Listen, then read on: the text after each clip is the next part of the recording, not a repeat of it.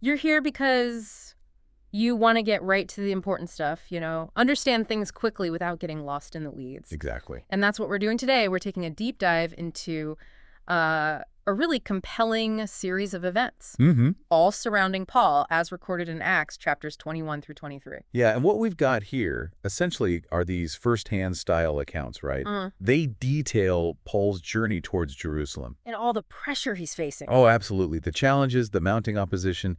Think of it like a historical narrative, but very personal. Mm. Conviction versus, well, serious pushback. Okay. So our mission, if you will, is to unpack that sequence. Huh. How did things lead to his arrest in Jerusalem?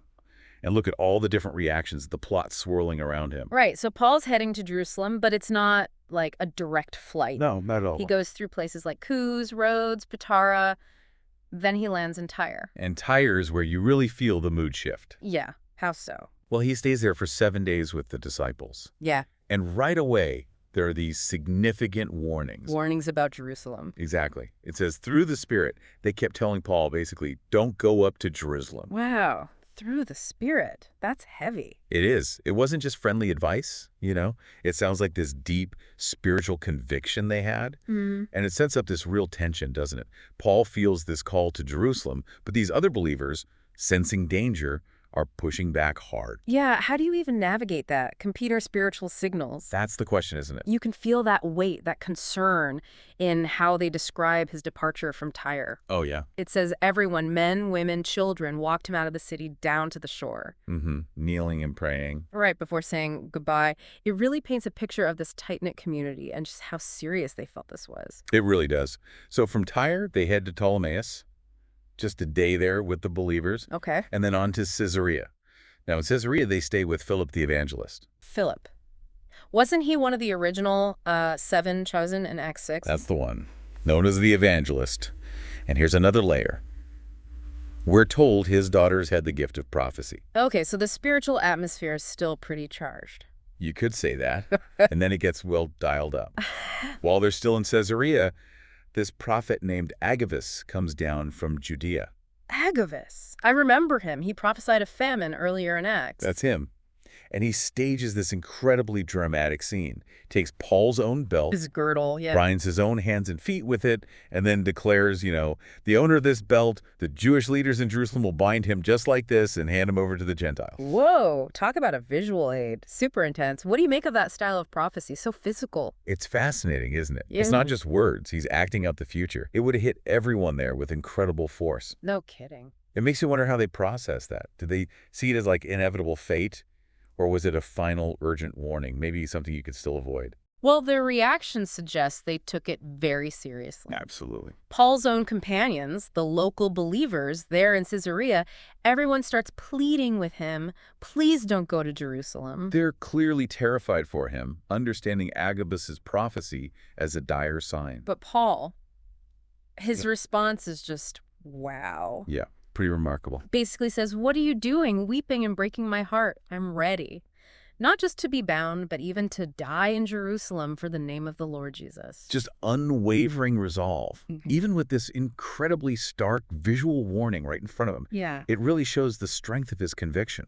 What drives someone to be that committed, facing that kind of danger? It really makes you think. And you see, eventually, the others, they see he won't be persuaded. Right. They stop pleading and just say, the will of the Lord be done. Which says a lot about their faith, too, right? Right. Trusting God's plan even when it looks painful for someone they love. Definitely. So from Caesarea, Paul and his group head out.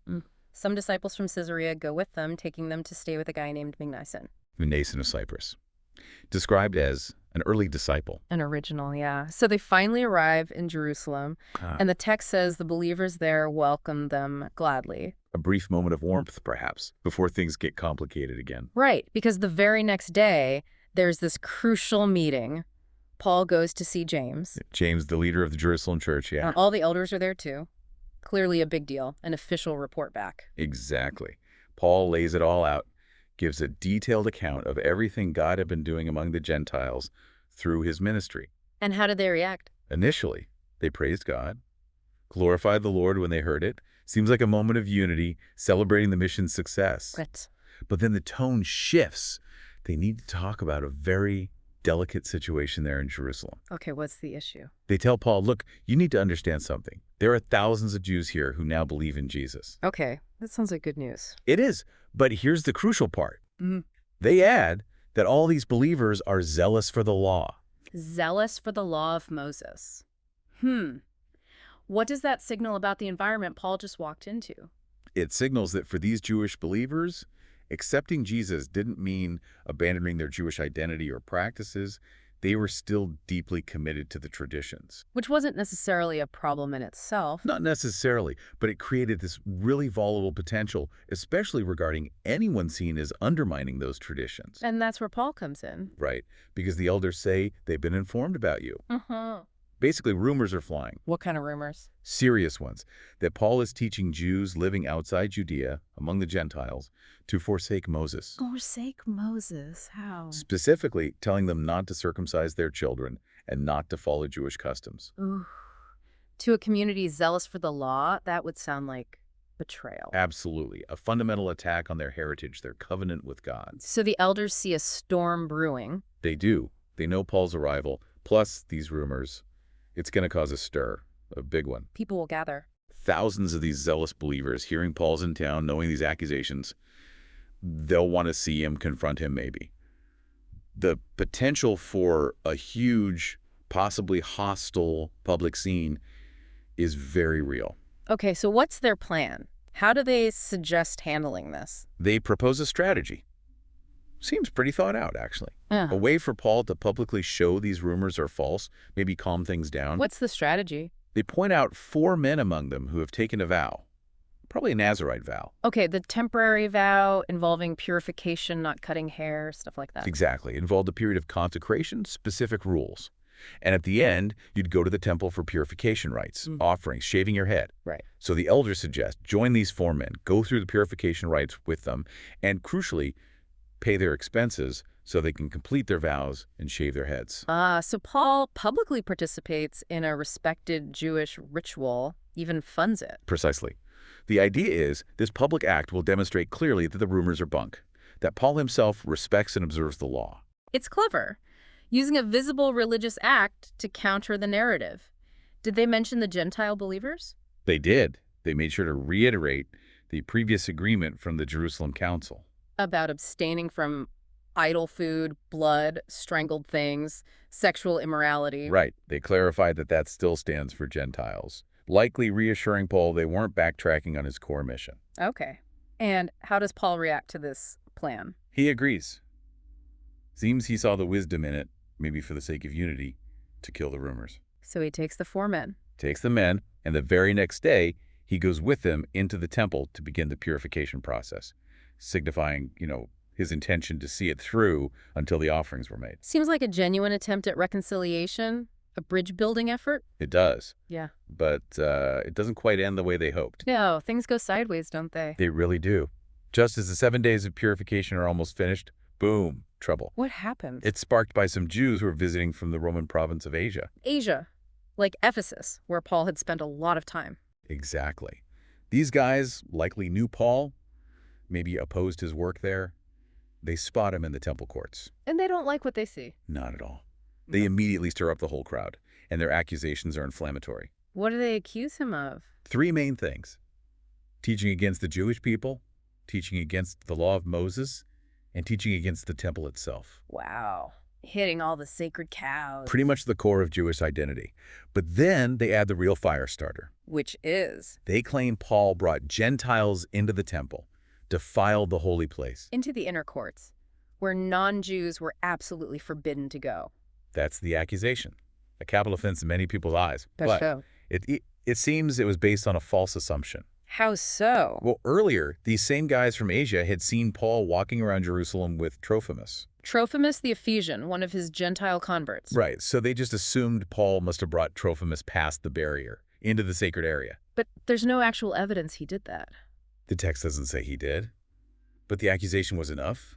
It lit the fuse. And the whole city just erupts. Total uproar. People come running from everywhere. They grab Paul, physically drag him out of the temple area. Jerk him out? Yeah. And the second he's out, wham, the temple gates are slammed shut. Why shut the gates? Probably 2 reasons. prevent any further perceived defilement, and maybe just contain the riot that's breaking out right there.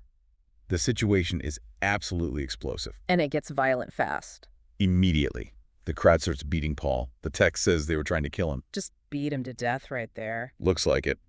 But word travels fast. News of this massive riot reaches the commander of the Roman cohort stationed nearby. In the Antonia fortress, overlooking the temple. That's the place. The Romans, they didn't mess around when it came to public order in Jerusalem, especially during festivals when tensions were high. So the commander steps in. He acts fast, takes soldiers, centurions as officers, and runs down there immediately. Does that stop the beating? It does, yeah. Yeah. The sight of Roman soldiers usually had that effect, at least temporarily. The mob stops hitting Paul. Okay, what happens to Paul then? The commander arrests him, orders him bound with 2 chains, standard procedure. Right. Then he tries to figure out, okay, who is this guy, and what on earth did he do to make everyone this furious? But can he get a straight answer? No chance. The crowd's just a mess. Some shouting one thing, some another. Total chaos, conflicting stories. Impossible to get the facts. So what does the commander do? He can't just leave him there. No. He decides the only safe place is back in the barracks, the Antonia fortress, the castle, as it's called here. Takes him into custody. Right. But the situation is so bad, the crowd is pressing in so hard that the soldiers literally have to carry Paul up the steps to the fortress. Carry him to protect him from the mob. Exactly. And even as they're carrying him away, the crowd is still surging behind them, screaming, "Away with him!" Just chillin'. The hatred is intense. Palpable. But then, just as they're about to take him inside, Paul does something surprising. What's that? He speaks to the Roman commander in Greek, asks if he can say something. In Greek. How does the commander react? He's surprised. His response is really interesting. He asks, "You know Greek. Aren't you that Egyptian?" The Egyptian? Yeah, the one who started a revolt recently and led 4,000 assassins out into the wilderness? Whoa, mistaken identity. He thinks Paul is some kind of known terrorist leader. Seems like it. Shows you the kind of unrest the Romans were constantly dealing with, or fearing, in Judea. So Paul has to clear that up quickly. He does. No, he says, "I'm a Jew from Tarsus in Cilicia, citizen of no insignificant city." And then he pleads, "Please, let me speak to the people." Bold move, asking to address the mob that was just trying to kill him. Very. But the commander may be intrigued now, maybe seeing Paul isn't who he thought. He grants permission. Okay. So Paul stands there on the steps of the fortress, motions to the crowd. And when they finally quiet down a bit, he starts speaking, but not in Greek this time. What language does he use? He speaks to them in Aramaic, or Hebrew as the text calls it, their own language. Ah, smart move. That would get their attention. Definitely. It leads to an even greater silence. They're willing to listen at least for a moment. So how does Paul start his defense? He's got this hostile crowd in front of him. He starts respectfully. Men, brethren, and fathers, he calls them. Tries to find common ground right away by laying out his own credentials. "Look, I'm a Jew," he says, "born in Tarsus, sure, but raised right here in Jerusalem." Educated here too. Yes, at the feet of Gamaliel, a hugely respected teacher. He emphasizes he was trained strictly in their ancestral law. And crucially, he says, "I was zealous for God, just as all of you are today." He's saying, I get it. I was one of you. I understand your passion. Exactly. Then he leans into his past, something they might know about. His fierce persecution of this way Christianity. He admits it. Openly. Described how he arrested believers, men and women, threw them in prison. By owning his past opposition, he's trying to show how radical and genuine his change was. Does he offer any proof of this past zeal? He does. He says the high priest and the whole council, the Sanhedrin, can vouch for him. Mentions the letters they gave him, authorizing him to go to Damascus and arrest believers there, bring them back for punishment. So he's establishing his former bona fides as a committed defender of their traditions. Right. Setting the stage for the big reveal, his conversion. The Damascus Road experience. The core of his testimony, he recounts it vividly. The bright light from heaven around noon, falling to the ground, hearing the voice. Speaking in Hebrew, right? Yeah, saying, "Saul, Saul, why are you persecuting me?" He even adds that detail about his companions seeing the light but not understanding the voice. Adds a layer of sort of authenticity. And the voice identifies itself. As Jesus of Nazareth, whom you are persecuting, Paul asks, "Who are you, Lord?" and gets that stunning answer. Then what happens in his story? He describes being blinded by the light, having to be led by the hand into Damascus. Totally dependent. Yeah. And in Damascus, he meets Ananias. Now, Paul makes a point of describing Ananias as a devout man according to the law, someone well respected by the Jews living there. Why emphasize Ananias' reputation? It counters any idea that this was just some fringe thing. Paul's experience was confirmed, his sight restored, by someone within their own respected tradition. Okay. Ananias tells Paul that God has chosen him to know his will, to see the righteous one, Jesus, and hear his voice. And gives him his mission. Yes, tells him he's to be a witness. To all people, Ananias says, of what you have seen and heard. Then urges him, get baptized, wash away your sins, call on his name. This is the pivot. The persecutor becomes the witness.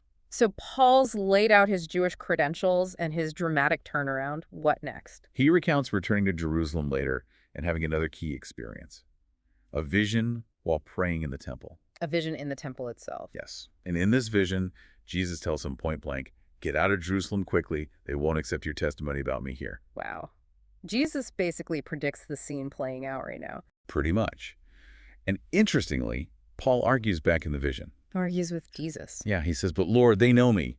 They know I used to imprison and beat believers. I was even there giving approval when Stephen was killed. He thinks his 180-degree turn should be more convincing to them. Seems like it. He hasn't quite grasped God's plan yet, perhaps. His focus needs to shift. And what's Jesus' final word in the vision? It's direct, depart, for I will send you far away. And here's the trigger word. To the Gentiles. Exactly, that one phrase, to the Gentiles. That's the point where the crowd, who had been listening, maybe grudgingly, just loses it. Why was that the breaking point? They listened to the Jesus stuff, the vision stuff, but Gentiles sends them over the edge. You have to remember the context. For many zealous Jews then, the idea that God's salvation, their covenant promises, would be taken wholesale to the Gentiles. It was deeply offensive. Like diluting their unique status. Betraying the law. Something like that. It challenged their whole understanding of election, of God's plan, of who belonged. Paul's mission to the Gentiles seemed to them like a fundamental violation. And the reaction is instant and violent. Utter fury.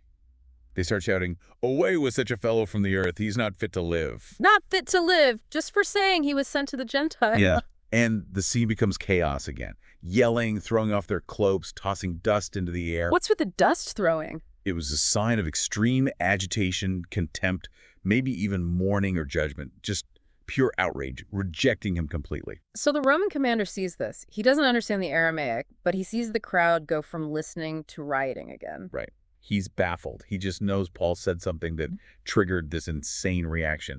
So he orders Paul brought back into the fortress. And he wants answers. He wants answers. Yeah. His solution, examination by scourging. Scourging, like whipping him to get information. Exactly. A brutal but standard Roman interrogation technique for non-citizens to find out why the crowd was so enraged at him. But as they're tying Paul up for this... Paul plays his trump card, his Roman citizenship. Right. He asks the centurion who's overseeing it, is it lawful for you to scourge a man who is a Roman citizen and uncondemned at that? Huge question. What was the big deal about Roman citizenship then? Oh, it was everything. It came with massive legal privileges, the right to a trial, protection against summary punishment, like scourging before conviction. You didn't mess with a Roman citizen. Absolutely not. Hurting one without due process could land a Roman official in serious trouble. So the centurion hears this and panics. Pretty much. He immediately goes to the commander.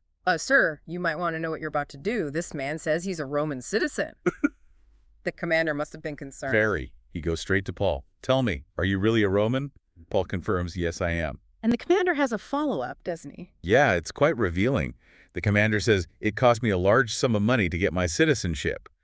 Sort of implying, how did you get it? And Paul's reply? But I was born a citizen. Mic drop. Born into it, not bought. That hits differently. It certainly does. And the effect is immediate. The soldiers preparing to scourge him back off instantly. They don't want any part of illegally harming a Roman. Nope. And the commander himself gets scared. The text says he was afraid because he realized he had already illegally bound a Roman citizen, even before the scourging threat. So Paul avoids the scourge thanks to his citizenship. But the commander still doesn't know why the Jews hate him so much. Exactly. He's still trying to figure out the actual charges. So the next day, he tries a different approach. What's that? He decides to bring Paul before the Jewish High Council, the Sanhedrin. The chief priests, the elders, the whole assembly. Hoping they can clarify the accusations? That seems to be the idea. Yeah. He releases Paul from his chains for this hearing, probably wanting a proper legal inquiry according to their customs. What exactly was the Sanhedrin? What power did it have? It was the top Jewish governing body in Judea under Roman rule, made up of priests, elders, legal scholars. They handled religious matters, some civil law, but ultimately Rome had the final say, especially on capital punishment. Gotcha. So bringing Paul there was the logical step for the commander to understand the Jewish legal side of things. Right. So Paul stands before the Sanhedrin. How does he begin? He starts boldly, looks straight at them and says basically, "Brothers, I have lived my life before God in all good conscience up to this day." Good conscience. That doesn't sit well with everyone, does it? Not with the high priest, Ananias. Yeah. He's immediately furious, orders the guy standing next to Paul to strike him on the mouth. Strike him for saying he has a good conscience. That's hardly due process. Not at all. Shows Ananias' immediate bias. Sets a really confrontational tone right from the start. How does Paul react to being hit? He fires back, sharply, calls Ananias a whitewashed wall. Ooh, strong language. Like hypocrisy, right? Yeah. Looks good outside, corrupt inside. Exactly. And Paul challenges him. God's going to strike you. You sit there judging me according to the law, yet you command me to be struck contrary to the law. Bold stuff to say to the high priest. Yeah, maybe too bold. Well, the people standing nearby are shocked. "How dare you revile God's high priest?" they say. What's Paul's response to that? Is he back down? He apologizes, interestingly. Says, "Brothers, I didn't realize he was the high priest." Didn't realize. How could he not know? Maybe the setup was chaotic. Maybe Paul's eyesight wasn't great. We don't know for sure, but he immediately quotes Exodus. "You shall not speak evil of a ruler of your people." Shows he still respects the law, even mid-conflict. Okay, so a brief apology, then what? Then Paul does something really clever. Strategic. He observes the council. And what does he notice? He sees it's divided, made up of two main factions, Sadducees and Pharisees. Ah, the classic division. What was the key difference relevant here? The resurrection. Pharisees believed in the resurrection of the dead, angels, spirits. Sadducees, often the wealthy priestly class, denied all of that. So Paul sees this fault line. And he exploits it brilliantly. He suddenly shouts out, "My brothers, I am a Pharisee, the son of a Pharisee. It is concerning the hope and resurrection of the dead that I am on trial." Wow. Total pivot. Why was that so smart? Because it instantly changed the subject. It wasn't about Paul anymore. It was about their biggest internal theological fight. He essentially threw a grenade into their own debate. Pitting Pharisee against Sadducee. Exactly. By identifying as a Pharisee and bringing up the resurrection, he forces them to pick sides based on their own doctrines, not just the accusations against him. And does it work? Instantly, the council erupts. Major argument breaks out between the Pharisees and Sadducees over resurrection, angels, spirits.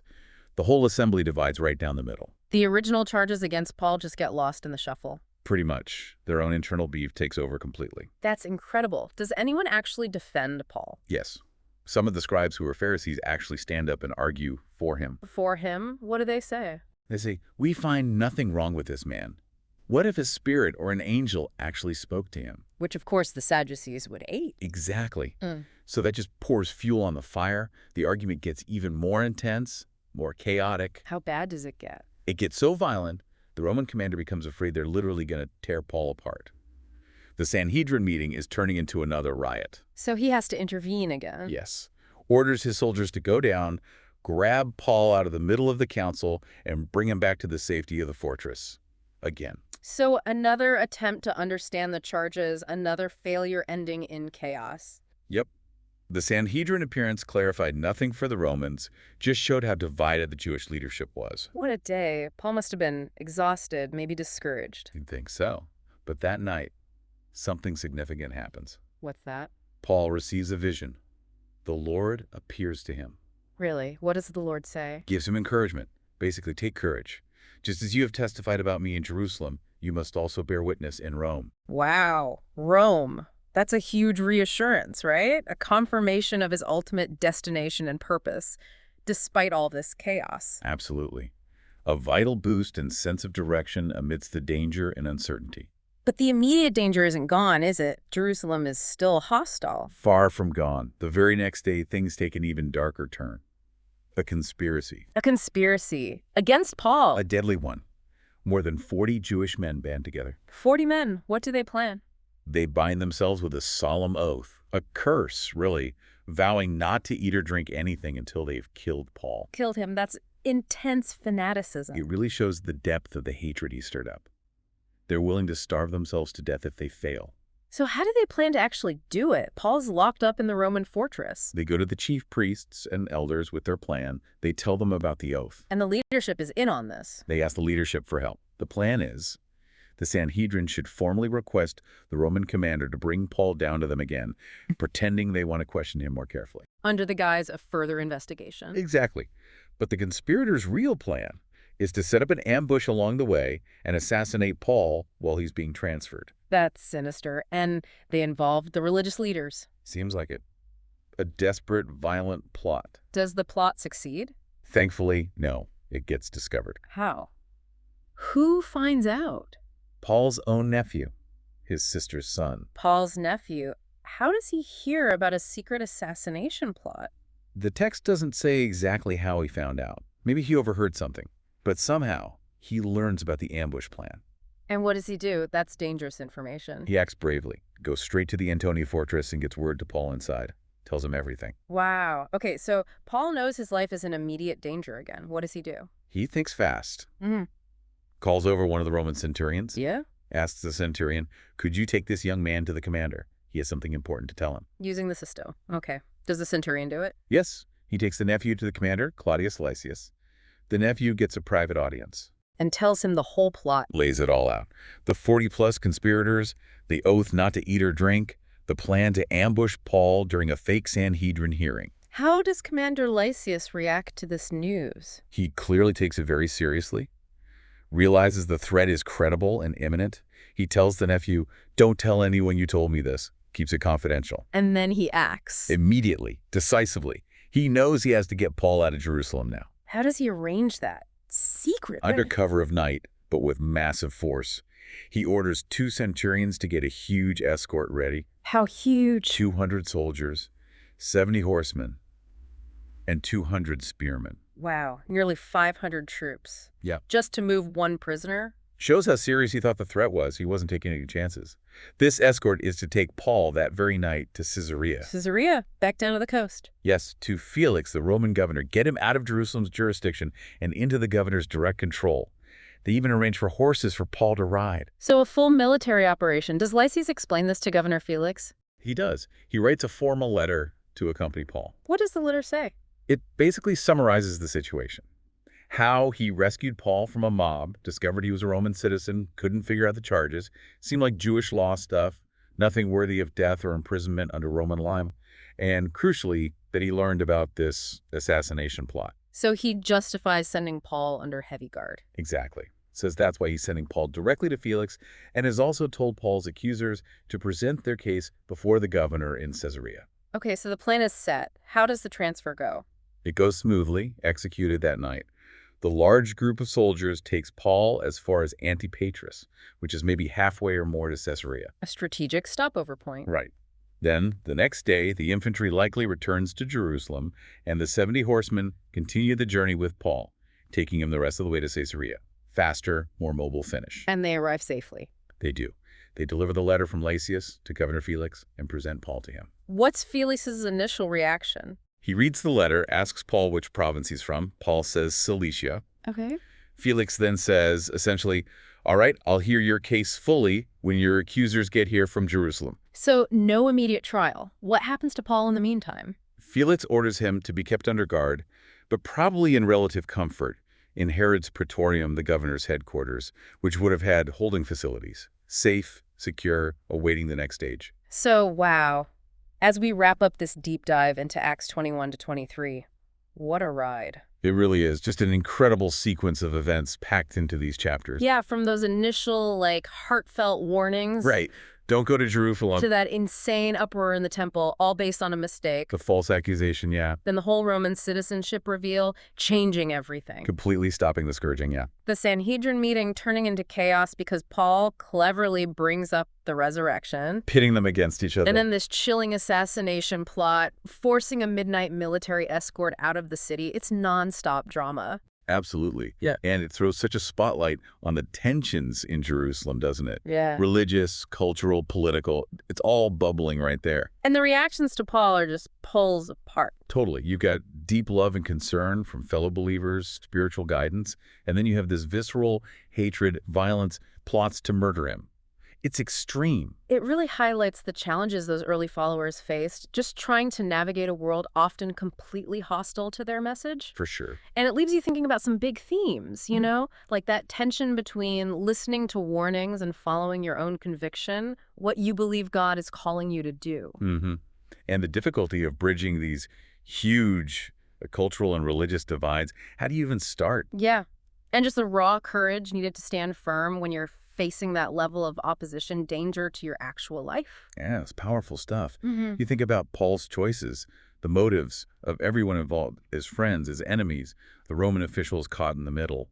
And you see both like divine guidance maybe, but also very human actions shaping everything. Definitely. It makes you reflect, doesn't it? How people throughout history deal with conflicting loyalties, act on deeply held beliefs, even when it's incredibly dangerous. What can we take away from stories like this about conviction, about courage, about navigating difference? Yeah, it's a story that really sticks with you, with lessons that still feel relevant. So much to unpack. Thanks for exploring it with us today.